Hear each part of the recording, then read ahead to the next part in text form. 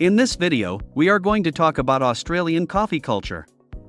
So before starting, please like this video and subscribe to this channel for future updates. As a result of having some of the top baristas in the world, Australia has unquestionably discovered the perfect mix between high-quality coffee and engaging coffee culture. Product and presentation perfection, combined with the laid-back yet modern design of Australian cafes, creates an enticing combination that has been replicated by coffee cultures throughout the world for generations. If you have a cool artisanal coffee shop in your neighborhood, it's likely that it was inspired by the Australian model at some point, whether or not the owners are aware of it. History of Australian coffee culture. Russian refugees who arrived in Australia in the 1920s opened small shops selling coffee beans for home consumption, which marked the beginning of the widespread adoption of the beverage into mainstream Australian culture. However, it was a surge of Italian immigrants who arrived in Australia following World War II that helped to shape the modern form of cafe culture that can be found throughout the country. The Italians brought not only their espresso equipment, which included a piston-driven commercial machine from Gaggia, but also their enthusiasm for the cafe's community-centered atmosphere. Despite the fact that Australians admired the romantic Italian cafe culture, they were free to grow and advance in the face of new products and trends since they were not bound by history or custom. Because of the 1956 Olympic Games, cafes were further established as cultural hotspots, and they became essential to the nightlife of Australian bohemians.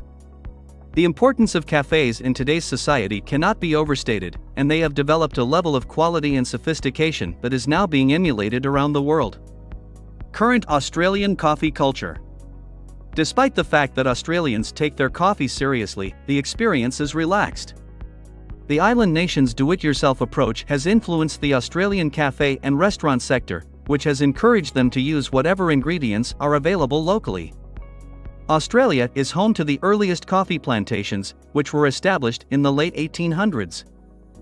However, production dwindled and the market became irrelevant until the emergence of coffee culture around the world in the 1980s and 1990s.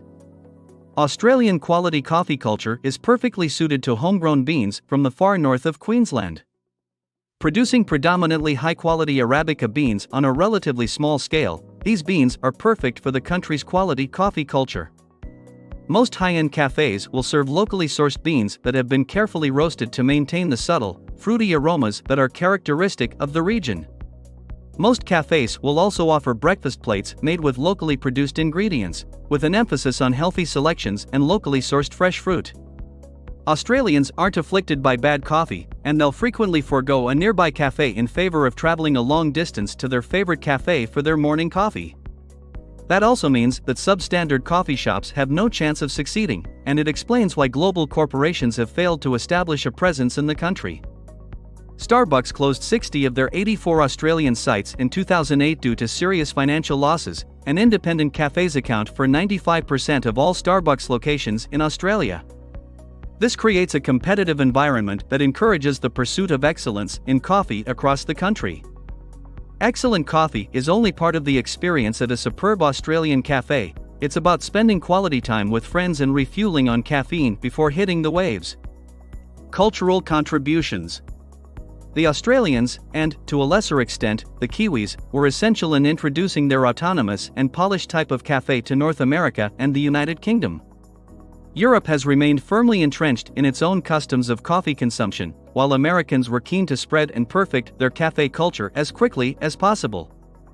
Many cafes with Australian influences and run by Australians have sprung up in major cities across the United States. Australia's iconic delightful customer service experience and exquisite elegance were transferred to the United States by Australian expat Nick Stone, who opened his enormously popular Bluestone Lane cafes in New York City and Los Angeles. When Stone visited North American cafes, he wanted to disrupt the coffee and work culture he observed there. He wanted to encourage people to take their heads out of their laptops and engage with one another. In 2010, he took the coffee and relax attitude from his home country of Australia to the island city of Manhattan, and he has since expanded Bluestone Lane's ideology throughout New York and Philadelphia, among other places.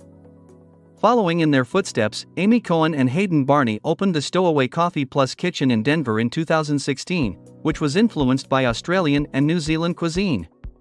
As a result, they believe that the specific obstacles associated with operating on an island nation inspire a DIY with what you've got locally attitude that contributes to the independent spirit of coffee shops in both Australia and New Zealand. They took that story with them when they crossed the water. In line with the current slow food movement, stowaway style and beliefs are perfectly matched with the growing desire in the food and beverage industry for increased supply chain transparency, locally sourced products, and a more environmentally conscious approach in general. The popularity of the flat white is maybe even more widespread than the rise of Australian-style cafes themselves. The flat white has moved far and wide, and you can now order one almost everywhere in the world, but finding a truly excellent one can be difficult. Although it appears to be straightforward, 2 espresso shots with heated milk and foam, the technique is critical to the final result. Obtaining a smooth, silky microfoam is essential to making a great flat white, and it is from this that the drink gets its name. It's shorter and more powerful than a latte, and if done properly, the froth will be so smooth that it seems flat on the surface. Cafes throughout the world have mastered this now immensely popular beverage, but I guess the best flat white can still be found in the country where it was invented. Etiquette. Just take it easy, mate. The Australian cafe scene is significantly less concerned with what you order or when you order it, and far more concerned with how you enjoy it.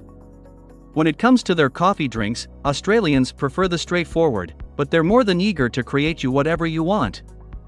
Take your time. Drinking coffee on the run is frowned upon in this community, and you'll find people enjoying a leisurely hot breakfast and great coffee with friends, particularly on the weekends, which is frequently followed by a surf or other beach-related activities. So sit back, relax, and take advantage of the many wonderful cafes where you'll discover some of the best coffee in the world, as well as healthy and delicious breakfast plates, and you'll almost certainly meet a new surf buddy or two. What to order? Keep things as simple as possible. It won't just be easier to blend in with the locals, but in a place where coffee is handled with such skill and precision, you'll want to appreciate it in its purest form. Australians like espresso coffee drinks, which can be served with or without milk, while drip coffee is quite unusual. Take aware that most preparations are stronger than regular North American options when placing your order. A long black, which is a double espresso mixed with hot water, is highly popular. Both in terms of preparation and presentation, it differs from an Americano.